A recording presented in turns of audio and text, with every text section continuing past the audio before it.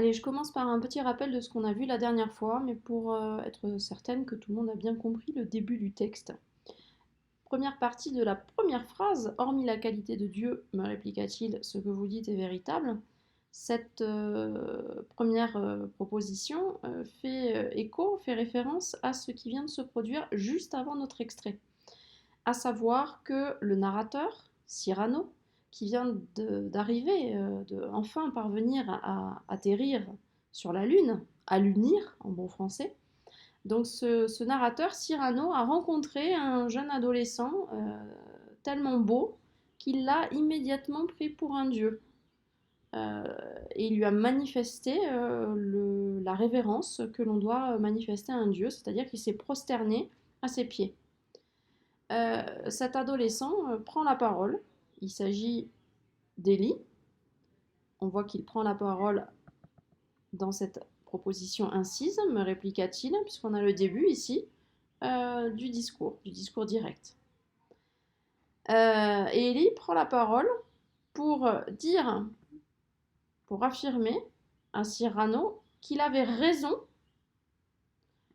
quand il a immédiatement comparé le jardin merveilleux où il a alluni au paradis, tout en lui expliquant qu'il n'est pas Dieu, hein, tout en lui expliquant, il va donner son prénom un petit peu plus tard, qu'il n'est pas Dieu, mais simplement Élie, un de ses prophètes, comme on vous le dit en note 2. Élie, c'est un prophète important de la Bible. Donc voilà pour la situation d'énonciation et pour la contextualisation, hein, ce qui a précédé immédiatement cette première proposition de la première phrase. Deuxième proposition, on enchaîne sur l'explication d'où se trouve le narrateur, d'où s'est retrouvé le narrateur Cyrano. Donc, première explication, cette terre-ci est la lune que vous voyez de votre globe. La lune que vous voyez de votre globe et ce lieu-ci où vous marchez, c'est le paradis.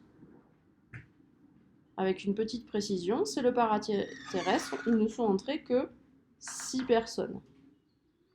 Ces 6 personnes sont bien choisies, il s'agit de personnages importants de la Bible, donc premièrement Adam et Ève, que je ne vais plus vous présenter.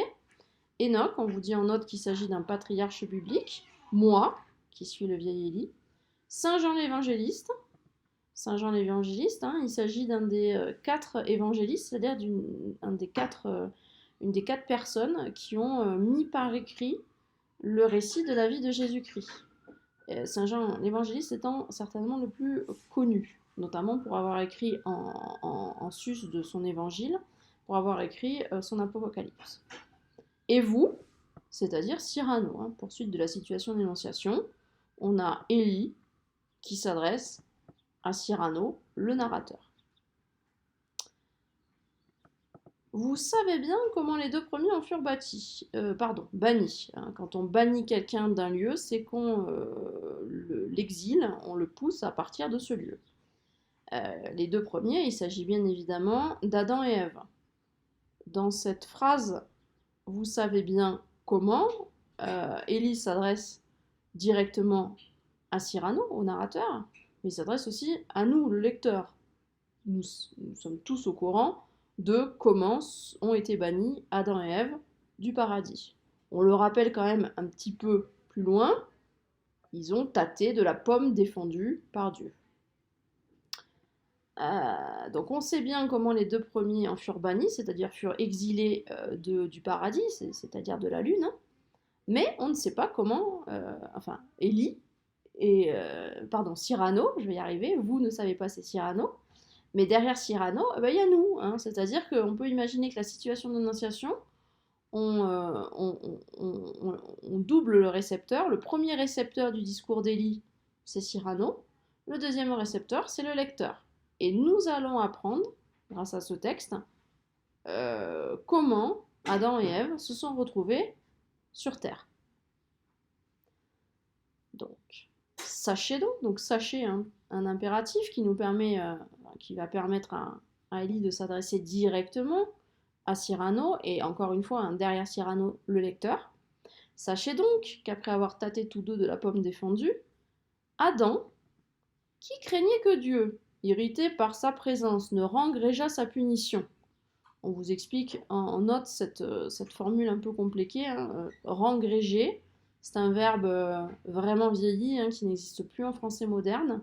Ici, il est conjugué au subjonctif imparfait, comme le montre cette finale en A, accent circonflexe T, c'est du subjonctif imparfait, qui est dû d'ailleurs à la concordance des temps.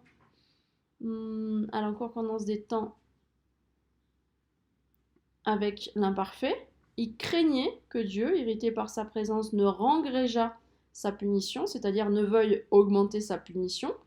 Quand j'ai expliqué, quand j'ai paraphrasé rengrégeât, j'ai utilisé le subjonctif. Il craignait que Dieu ne veuille augmenter sa punition. Mais en bon français, en bonne concordance des temps, quand on a de l'imparfait en proposition principale, on a du subjonctif imparfait en proposition subordonnée.